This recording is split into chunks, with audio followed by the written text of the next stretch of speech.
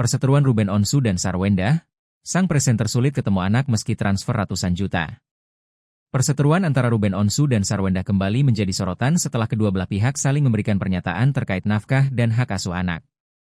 Pihak Ruben menggelar konferensi pers untuk menegaskan bahwa presenter tersebut tidak pernah abai terhadap kewajiban finansialnya.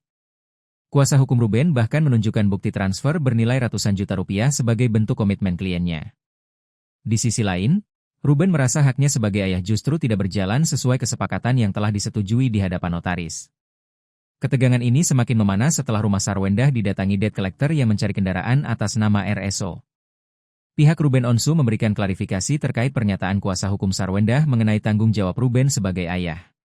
Dalam konferensi pers yang digelar Rabu, 19 November 2025, kuasa hukum Ruben, Minola Sebayang, menegaskan bahwa kliennya tidak pernah lalai dalam memenuhi kewajiban finansial. Untuk memperkuat pernyataannya, Minola menunjukkan bukti transfer terakhir bertanggal 1 November 2025 dengan nominal 188,7 juta rupiah. Menurutnya, hal itu menjadi bukti bahwa Ruben selalu beritikat baik dan tidak mempermasalahkan biaya yang dibebankan kepadanya. Minola juga mengungkap bahwa Ruben masih menanggung pembayaran premi asuransi atas nama Sarwendah hingga hampir setahun setelah perceraian. Tindakan tersebut disebut sebagai bentuk tanggung jawab dan komitmen Ruben.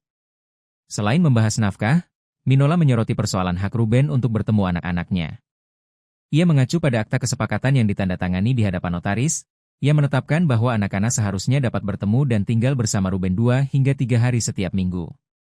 Namun, menurut Minola, kesepakatan itu tidak berjalan sebagaimana mestinya. Menanggapi kemungkinan alasan bahwa anak tidak ingin bertemu, Minola menegaskan bahwa orang tua tetap memiliki peran memberi arahan dan bimbingan. Ia menambahkan bahwa kedua orang tua tetap memiliki tanggung jawab terhadap anak-anak meski hubungan pernikahan telah berakhir.